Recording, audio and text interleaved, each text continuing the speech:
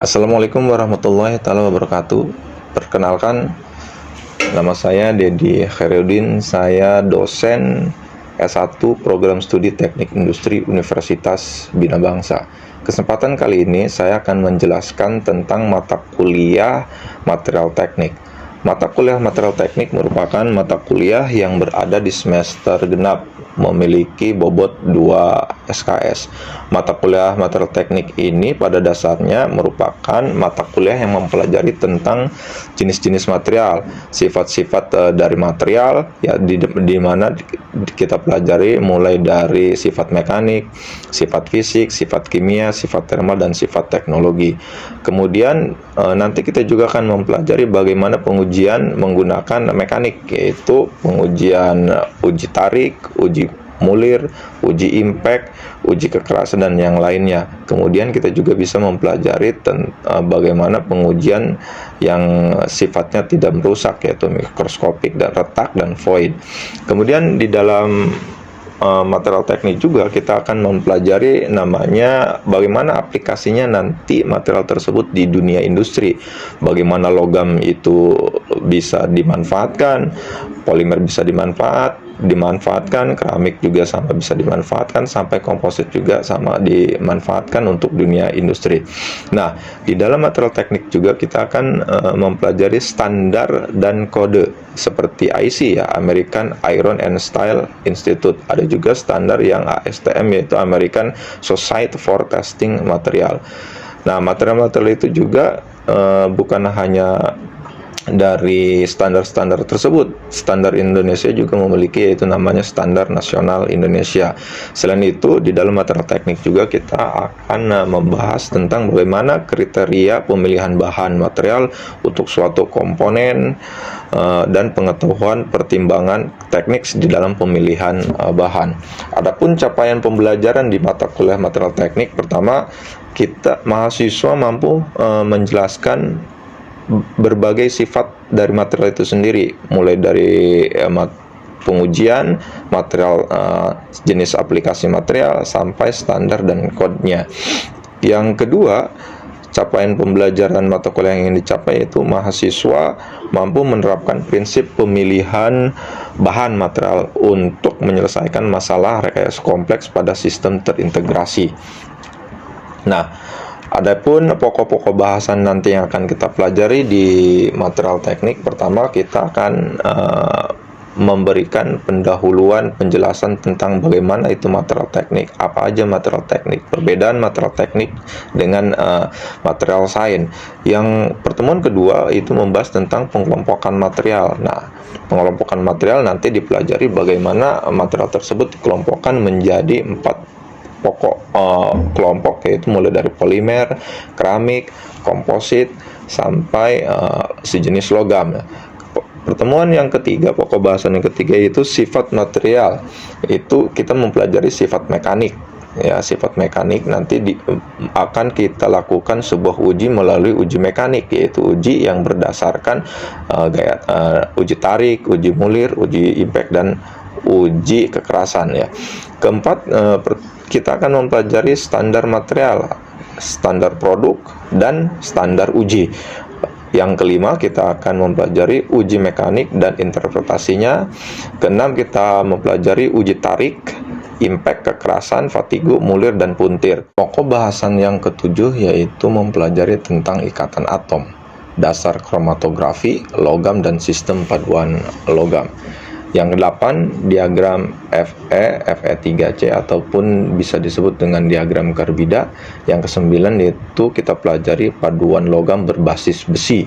Yang kesepuluh kita pelajari transformasi fasa dan non-ferrous alloy. Yang sebelas kita mempelajari dasar-dasar teori penguatan logam. Nah, itulah tadi pokok-pokok bahasan yang akan kita pelajari selama kita 1 semester, yaitu mulai dari pendahuluan sampai akhir. Adapun teknik di dalam menyampaikan materi selama 1 semester,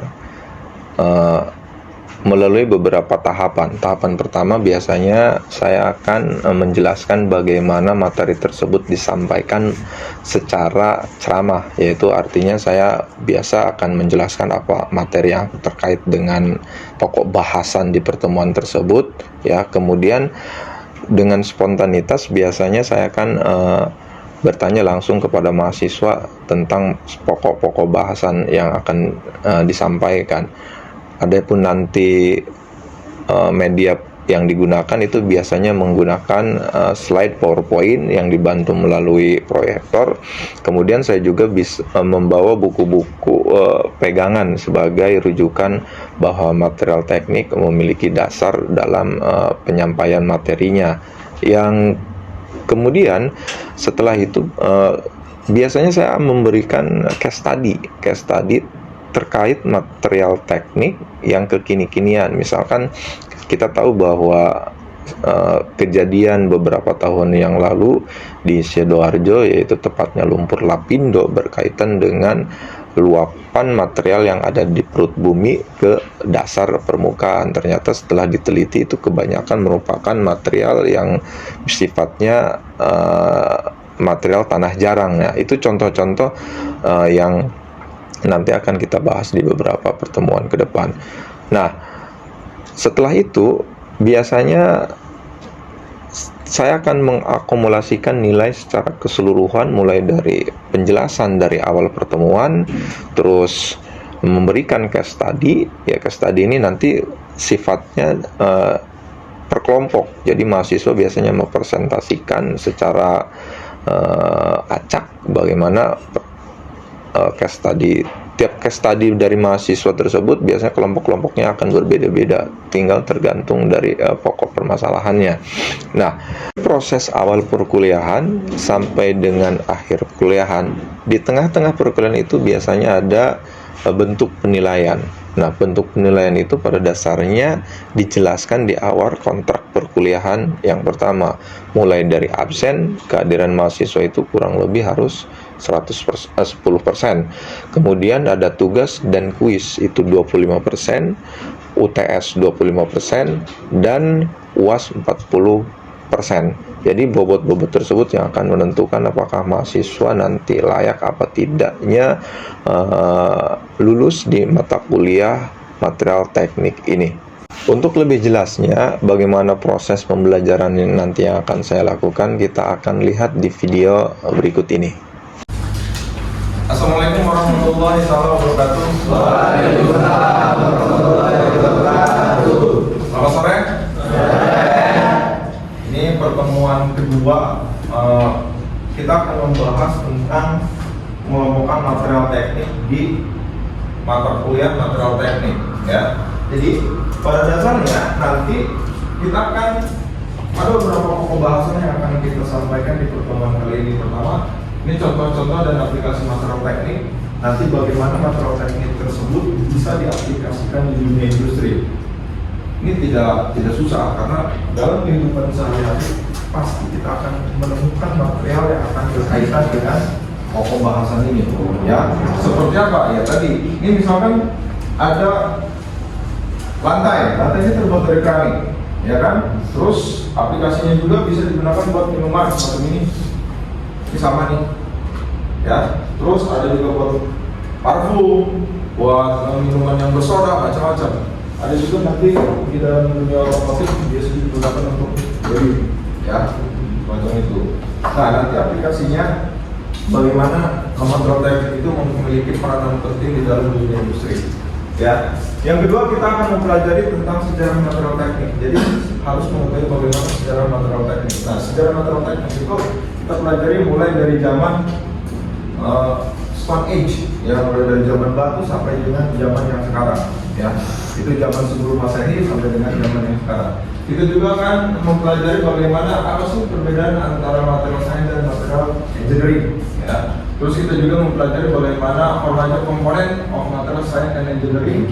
Kita mempelajari struktur, jadi struktur yang ada di dalamnya nanti material tersebut bentuknya seperti apa. Terus kita juga mempelajari pengelompokan material teknik. Nanti spesifiknya dibagi menjadi 4 subkelompok, yaitu mulai dari keramik, metal, komposit dan logam ya.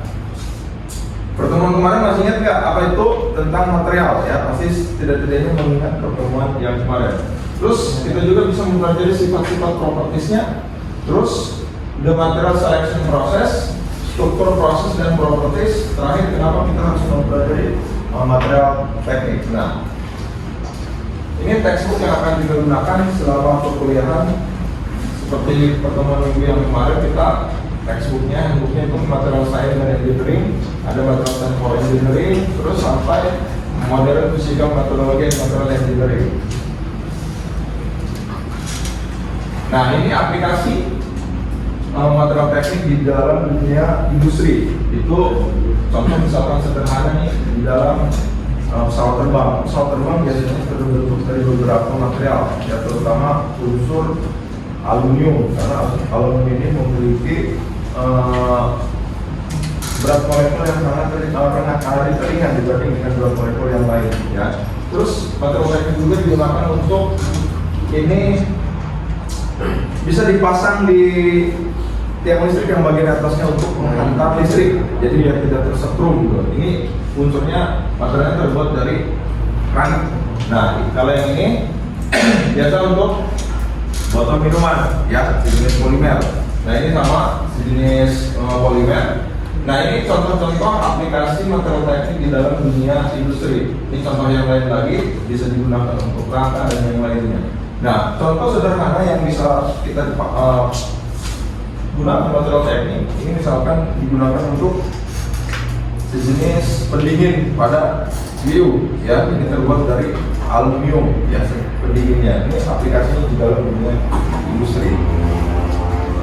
Nah, ini yang lain, contoh yang lain aplikasinya di dalam dunia industri. Nah, contoh sederhana yang sering kita temui setiap hari, kenapa material teknik bisa digunakan untuk berbagai jenis produk.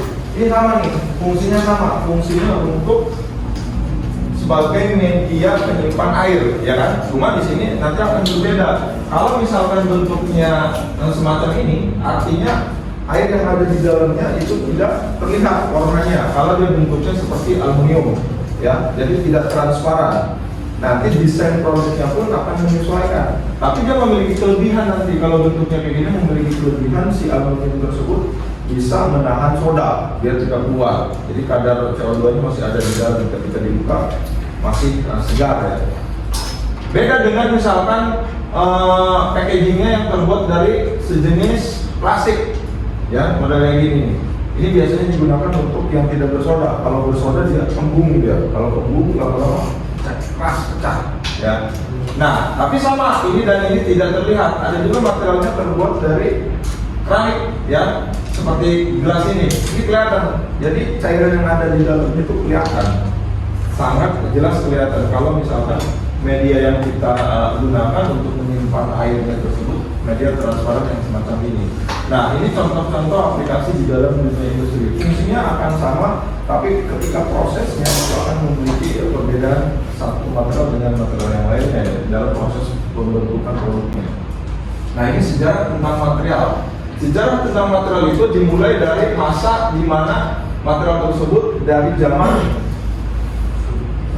Stone Age, zaman batu sebelum Masehi. Kalau zaman sebelum Masehi itu biasanya zaman-zaman di mana manusia membuat perkakas itu terbuat dari batu, kebanyakan semacam itu. Zaman Stone Age itu 2,5 juta tahun yang lalu, ya, sebelum zaman namanya zaman Bronze Age, zaman perunggu, ya, zaman perunggu itu belum mulai ada lagi. Nah, habis zaman Bronze Age dia masuk ke zaman Iron, mulai tuh manusia zaman dulu membuat suatu alat terbuat dari logam, ya, sampai ke masa yang sekarang yang disebut dengan masa ini, ya, material advance, ya. Jadi material bisa dibilang masa di mana industrial era itu mulai sampai sekarang ada di dunia, ya. Ini pembagian historis tentang sejarah bagaimana material teknik itu mengalami perkembangan dari zaman ke zaman, ya. Tersebut ketika dilakukan proses pencetakan. Tapi kalau polimer dia suhunya pasti akan lebih rendah dibanding dengan suhu pembentuk si logam, karena polimer dengan temperatur 100 derajat Celcius saja sudah mulai mencair dibanding dengan logam. Logam sudah lebih dari itu, sampai ribuan derajat baru bisa meleleh, sehingga nanti proses pencetakan itu akan mempengaruhi material yang akan dibuatnya nantinya. Ya, semacam itu. Jadi di sini nanti dijelaskan bahwa mendesain produk dengan lebih baik artinya tepat guna. Tadi peruntukannya, kalau kita ingin membuat botol minum yang terbuat dari bahan polimer, prosesnya akan berbeda. Polimer dengan jenis aluminium, kelebihannya juga sama. Peruntukan apa? Kalau kita ingin menginginkan transparan, yang bentuknya seperti transparan, artinya menggunakan material yang sesuai. Ya, terus biaya, jelas. Dengan mempelajari material teknik, kita akan mengetahui biaya, pengeluaran biaya, dan bagaimana mendesain biaya agar sesuai dengan kebutuhan dari konsumen. Jadi biar tidak terlalu mahal dan tidak terlalu murah juga. Nanti biaya ini akan dibahas lebih detail kalau berkaitan dengan bagaimana material tersebut bisa memiliki harga yang pas untuk kebutuhan konsumennya. Efisien, nah, dengan material teknik, jelas kita akan menggunakan material-material yang bisa dibilang untuk ke ranah-ranah yang lingkungan, ya, efisien. Lingkungan itu artinya kita memperhatikan tuh bagaimana penggunaan material itu, tidak semua material yang kita gunakan kita menggunakan langsung keseluruhan dari alam. Makanya digunakan material-material yang terbaru biar tidak ketergantungan terhadap alam. Jadi material-material yang bersumber dari alam itu mulai dikurangi. Artinya kita akan menciptakan sebuah material yang perpaduan antara satu dengan unsur yang lain sehingga terbentuk material yang kita inginkan. Artinya di situ nanti kebetulan komposit yang ada di dalamnya, ya. Safety, jelas ya. Kalau kita ingin membuat suatu material, produk yang dihasilkan, biar safety kita harus mengetahui biar tidak terjadi kontaminasi antara material yang ada di dalam dengan packagingnya. Tadi misalkan kita membuat jenis botol minum, kita buat ini, kalau menerapkan material yang akan kita gunakan ini berbahaya bagi tubuh, jelas tidak aman. Artinya kita harus mendesain packagingnya, media yang untuk penyimpanannya ini aman untuk tubuh sehingga tidak terjadi reaksi di dalamnya. Nah, itu contoh dari keamanan sangat diperhatikan ketika kita mendesain suatu produk yang berkaitan dengan packaging, ya. Terus kita juga bisa bagaimana memilih material terbaik untuk aplikasi yang kita inginkan. Jadi di antara beberapa banyak material, nanti material tersebut yang akan kita ambil untuk sesuai kebutuhan dan bagaimana kebutuhannya. Jelas ya? Ini topik subtopiknya. Di sini kita pengelompokan material yang digunakan untuk keperluan teknik. Sifat material itu terdiri dari sifat mekanik, sifat fisik, sifat kimia, dan sifat teknologi. Nah, nanti sifat mekanik biasanya kita akan melakukan sebuah uji. Ada yang ditarik, uji mulutnya kalau ditarik misalkan bagian ujung atas ditarik dengan ujung buat bagian bawahnya. Sampai batas tertentu si spesimen ini mengalami putus. Itu ditarik. Kalau uji mulut dia berlawanan arah. Jadi yang kanan digerakkan ke kanan, yang kiri digerakkan ke kiri. Jadi berlawanan arah sampai dia putus. Nah, putusnya itulah yang disebut kita pelajari dengan sifat mekaniknya, ya. Terus ada juga sifat fisik. Sifat fisik sifat yang bisa dilihat oleh mata telanjang. Artinya tadi kalau bentuknya transparan kita akan bisa mengetahui secara transparannya itu semacam itu. Itu sifat dari sifat fisik. Ada juga sifat kimia. Biasanya sifat kimia itu sifat yang berkaitan dengan korosivitas. Jadi ada reaksi unsur yang berkaitan dengan unsur kimia sehingga menyebabkan karat terhadap permukaan suatu produknya. Bisa juga dengan unsur-unsur yang lain, semisal unsur logam, unsur polimer sama mengalami proses reaksi kimia, ya. Ini pengelompokan material, teknik dan sifatnya serta itu menggunakan dalam praktek misalkan historical proses, ya, stone, ini zaman stone, stone, ya, bronze dan yang lainnya. Terus ini ada sedikit perbedaan antara material science dengan material engineering. Kalau material science itu hanya mempelajari bagaimana hubungan proses struktur, sifat, dan performa dari material itu sendiri. Tapi kalau material engineering, kita mempelajari bagaimana kita menciptakan sifat yang ditetapkan berdasarkan hubungan antara struktur properties yang pasti. Jadi kalau material engineering itu bagaimana kita mendesain suatu produk, tapi materialnya itu kita buat sesuai dengan apa yang kita inginkan. Jadi kita desain tidak hanya untuk mengetahui sifat dari material tersebut, lebih dari itu. Makanya nanti kebutuhan material ini nanti tergantung bagaimana produk yang kita inginkan, kita buat desainnya. Kalau misalkan desain produk yang kita inginkan sesuai dengan material, ya, material pembentuknya, itu bisa diusahakan ya. Nah, jadi material teknik itu pada dasarnya akan memiliki proses struktur. Ketika proses yang dihasilkan pasti akan menghasilkan struktur yang memiliki perbedaan, meskipun materialnya sama-sama material A, tapi prosesnya berbeda akan menghasilkan struktur yang berbeda. Ya, dari struktur tersebut kita bisa mengetahui sifat propertisnya material tersebut. Jadi ada sifat baru dari material pembentuknya, itu semacam itu. Ya. Ada pertanyaan sampai sini? Untuk pokok bahasan sampai sini? Ada pertanyaan? Jelas ya? Material itu apa? Ya? Material? Apa material? Material apa? Material itu apa material? Material aja. Material. Material teknik. Material aja. Material itu apa sih sebenarnya?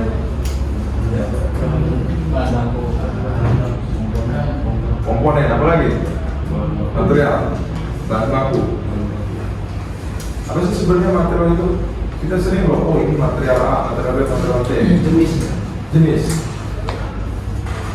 Material. Bahan untuk membuat sesuatu. Bahan untuk membuat sesuatu. Jadi bahan bakunya, bahan mentahnya. Itu material. Ya, kita sering menemukan dalam kehidupan sehari-hari kan. Iya. Material. Nah, ini sangat penting. Kenapa kita harus memilih material? Pertama, karena tadi material ketika kita gunakan itu harus melewati proses sebelum menghasilkan produk yang kita inginkan. Ini proses yang kita lewati. Ya. Ini mulai material, kenapa? Material yang tepat itu dibuat material yang tersedia. Ada beberapa material yang menjadi kebutuhan akhir yang biasa digunakan. Ya.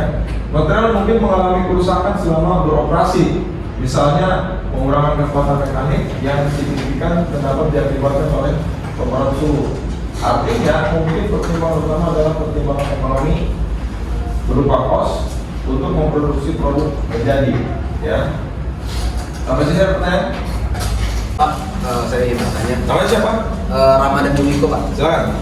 Ya, saya ingin bertanya, Pak, kenapa kita sebagai mahasiswa teknik industri kita harus mempelajari material teknik? Nah, kalau kita lihat tadi hasil pemaparan Bapak itu kan kayak lebih ke teknik kimia ya, Pak, dan banyak juga itu mempelajari unsur kimia segala macam seperti atom dan sebagainya. Nah, dan saya sih itu, Pak, kenapa kita sebagai teknik industri harus bisa mempelajari dan harus mempelajari mata kuliah material teknik ini, apakah ada keterkaitannya, Pak? Jelas ya pertanyaannya? Ini penting juga nih. Kenapa sih dasarnya kita harus mempelajari material teknik? Oke. Kenapa kita harus mempelajari material teknik? Tadi kita seorang industri pasti akan menciptakan suatu produk, pasti akan ada produknya. Nah, produk ini pasti memiliki bahan bakunya kan? Ya kan? Jadi bahan baku ini yang akan nanti menentukan material yang akan kita pakai. Jadi kalau misalkan kita menginginkan material yang memiliki kualitas yang sangat baik, pasti harus ditunjang oleh material pembentuknya. Tadi kalau misalkan kita menginginkan material yang keras, otomatis tidak mungkin kita menggunakan unsur-unsur yang tidak memiliki sifat propertis material pembentuknya. Tadi kekuatan. Zaman dulu contoh misalkan sepeda zaman dulu kan terbuat dari logam bener metal berat, itu nggak kuat, keras juga. Nah sekarang karena faktor ekonomi, terus faktor karena berkurangnya sumber daya alam, dibuatlah material pengganti metal murninya, logam murninya. Kalau sekarang sepeda ringan atau berat? Ringan. Karena tadi material penggantinya itu sudah dibuat sesuai dengan dibandingkan dengan material sebelumnya. Kekuatannya sama, cuma kelebihannya si material tersebut lebih ringan. Jadi ketika kita menggoes sepeda itu akan lebih ringan digoesnya. Nah itu faktor materialnya. Anak industri harus paham tentang kenapa kita harus memilih material. Karena tadi material tersebut yang akan menentukan produk yang akan kita gunakan. Jadi kalau misalkan kita produknya ingin menginginkan kualitas produk tertentu, berarti material yang akan kita gunakan nanti material yang sesuai dengan keinginan. Artinya kita harus mendesain bagaimana sifat baru yang akan kita buat di dalam produk yang kita inginkan. Itu sangat penting. Jangan sampai kita kebohongan, dibohongin lah ibaratnya. Oh ini pak materialnya bagus-bagus, tapi kita tidak mengetahui bagaimana sebenarnya sifat propertiesnya. Makanya harus ada uji dari tiap-tiap material tersebut. Apakah ini tergantung material bagus, kelompok bagus, atau material kelompok yang tidak bagus. Makanya di sini ada pengelompokan material.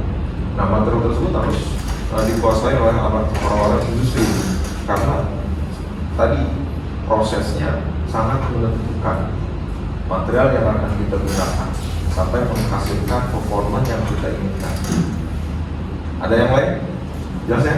Mengenai Pak, kan dulu bicara materialnya Pak, kita kan ada tadi tuh ada dua, material science sama material engineering ya. Kalau material science itu kita fokus ke hubungan struktur sama material. Nah, dan apa sih lebih ke sifat-sifatnya.